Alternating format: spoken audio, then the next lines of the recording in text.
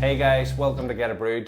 Today I'm here with Kevin, our head brewer, and we're going to unbox the Kegland Series X Kegerator and see what's inside. Brand new knife for a brand new box. So pop that off. Let people see what we're dealing with here. This little cover here pops off and your tower that holds the taps out the front here gets screwed on here. Your user interface, it's nice and easy. Push button with a digital display here which will show you the temperature. I think the way this fridge is laid out is quite unique. In here there's the curve bit that allows then you to put a keg on either side. Being able to put a keg on either side of this back curve allows you to put the extra 2 kegs in the front. Well, practically you can actually get 4 kegs into this. So I'll tie to that. Sure, drip tray? Drip tray. This is obviously the little barrier. It's going to slot into the holes that are pre-drilled in the top. Who needs an instruction leaflet? Stuck in. Everything outside. Yeah. CO2 tank. I'd say that screws onto the back of it. Put it through the big hole and pull down. It should slot nicely into place and securely. Velcro strap, which allows you to obviously put your CO2 tank in there and keep it nice and neat and snug. One thing that's caught my eye here immediately is these little screw caps. Okay, so these are actually screw caps off a Coke bottle. So if you lose them, they're so easy to replace. And this threaded bit here, you can put a carbonation cap on that if you wanted to do like carbonated water as well as beer, so you could put a little carbonation cap onto the end of that and rig it up. 2 of those on the back of this, so that could be helpful if you're wanting to run a nitrogen line in one side and a CO2 line in another side. So it's just giving you diversity that you can set the system up in different ways. The 4 casters are obviously going to screw onto the bottom of the fridge if you want it to be mobile. It's Type 30 regulators. It's got a little threaded dow tight fitting which will screw on to allow you to make everything quick release. So this connects to your CO2 tank. This adjusts your CO2 pressure release valve, and then that's for putting your beer line attaching into the regulator. So there's a choice of 3 options. With the Series X you can have a 2-tap tower, 3-tap tower, or the 4-tap tower. Nuka taps, beer line, dow tight fittings, little tool for tightening everything up, tower here, cap for the top of the tower, screws for screwing the tower down, handles for the tap. So these kegerators are designed for corny kegs or Cornelius kegs. It's a long slim stainless steel keg with ball lock fittings which come in various sizes. 19 litre would be the generic size, the keg of choice used by homebrewers. What we are wanting to do, obviously allow you to dispense that and draft at home. So this system just fast tracks everything, just makes it a lot easier. This little cap here comes off really easily. Twist it out. Yeah, dead easy, yeah. So this cap comes off, as I was saying.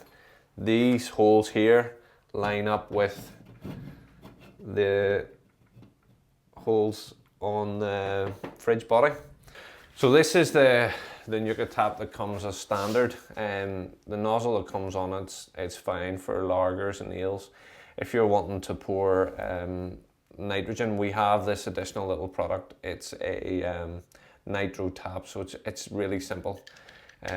This just threads off, and then the new nozzle's going to thread on, so it separates the liquid as it comes through, because there's multiple holes in it and like a little disc inside. Creates that nitrogen finish that everybody's looking for nowadays in their beers. Really quickly, just looking at the tower here, as I said, the little holes here line up with the holes on the top of the fridge.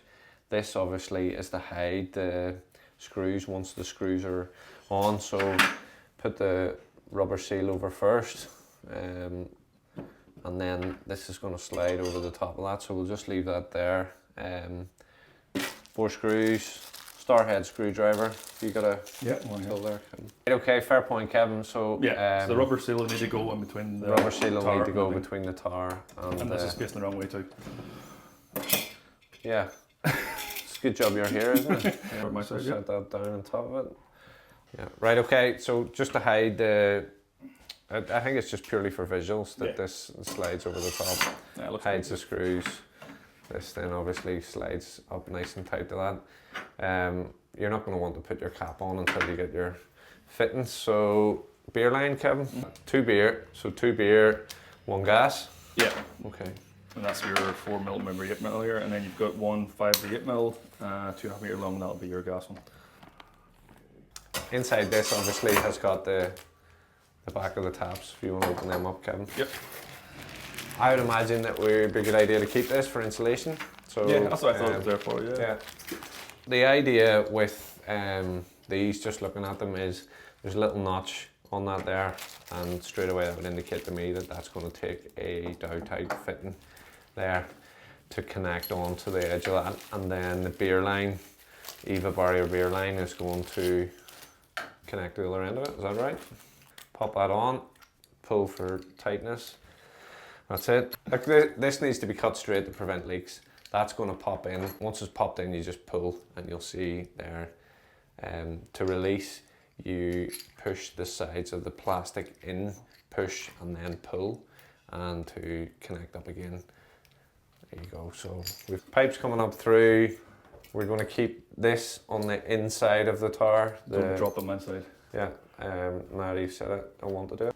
Bending this in a way that the grey dow-tight fitting and the beer line is pointing down the way, and also trying not to drop the thread at the same time. So give that a little turn. Something to be aware of, obviously, whenever you're assembling this yourself, is make sure everything's clean, 1, and 2, make sure all your washers and stuff are in place, so you can see the washers in that. And that's just going to thread on. That's one tap complete, and you can see that this then is going to control the how much or how little you want the tap to move. So if we just take the little, if you get the flat pack furniture at home and you don't read the instructions and you think I'll just dive straight in, well, we've done that, and probably would have been easier to assemble the tower first, then screw the tower on. Yeah, feed the pipe through and then screw it all in one place once it's done. But then you wouldn't mind have been holding that up while you're getting screws in. So that would have been easier though than feeding pipe then feeding the pipe through. Yeah, no, so 6 of 1. You decide what's easier for you. The tap tower on, the 2 taps have been assembled. Next is to add the ball lock fittings to the other end of the tubing. A couple of little things that I want to look at. This is a carbonation cap. It doesn't come with this, but I was explaining earlier in the video that you could pop one of those onto the back here. Cap the plastic cap off. That will fit the carbonation cap, so it would mean then the black ball lock is liquid and the grey or white one is gas. So if you want to pop that on, you can pop that on dead handy, and it would make everything quick release then. An add-on idea that if you wanted to do that, you could. If you're using corny kegs, these are going to be the ball lock connectors that you're going to use. So black is liquid and grey or white is gas. We have these threaded, and what we would recommend that you use is a threaded FFL fitting, John gas fitting, screws on. It just makes the connections with the tubing quick release.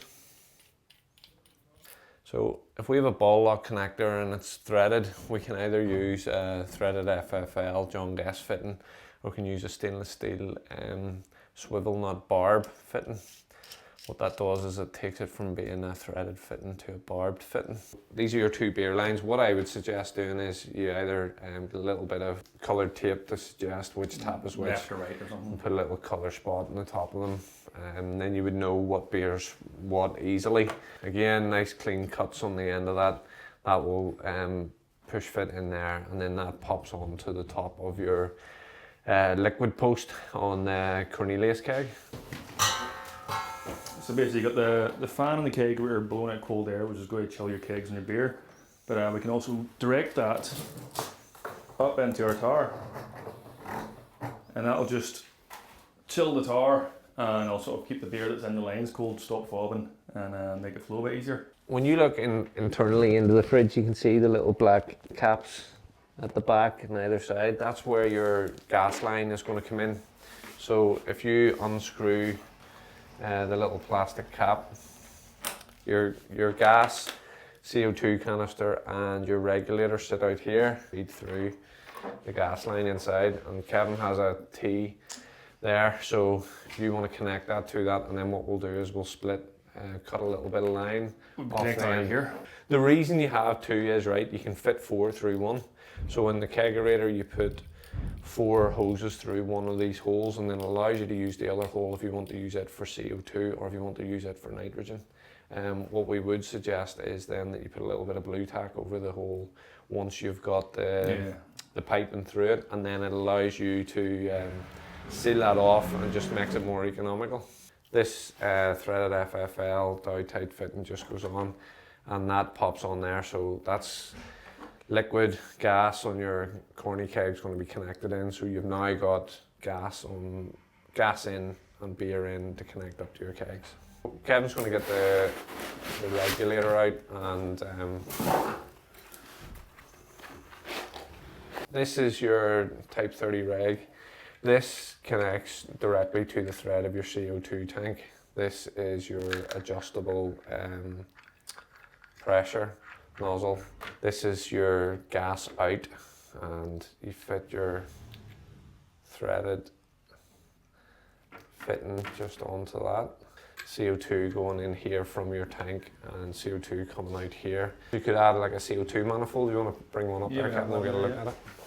The Kegerator is standard. It gives you the T-piece to split the CO2 into 2 lines. So say you wanted to, you were using up to 4 lines, you would have these with your main CO2 line coming off here, connecting in here, and then the separate lines for each keg inside coming off this, and you could just, you can see that you could stick it or screw it onto the back of the Kegerator itself. So that was a very quick look at how to unbox the Kegerator Series X. So there's 2-tap, 3-tap and 4-tap. There's extra additions that you can add in. We've got a Cornelius keg soda carbonator can go onto your corny kegs if you wanted to do sparkling water coming out of the tower, for example.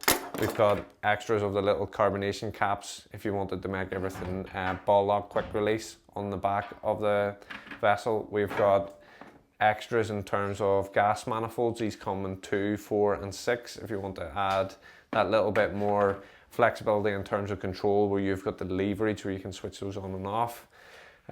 We've looked at the regulator. It doesn't come with carbon dioxide or mixed gas, so you need to add your own tank of gas depending on what you're wanting to do.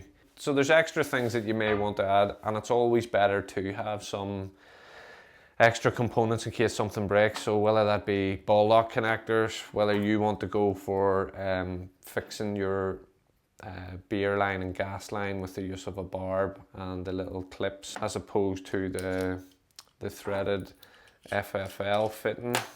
This isn't confusing, it isn't difficult, it's just ensuring that you've got the right things with you at the right time whenever you go to put it together. So that's the Kegland Series X Kegerator unboxed really quickly. So 2-tap, 3-tap, 4-tap, the choice is yours. If you have any questions at all, don't hesitate to reach out and ask us. Thanks so much for watching. Until the next time.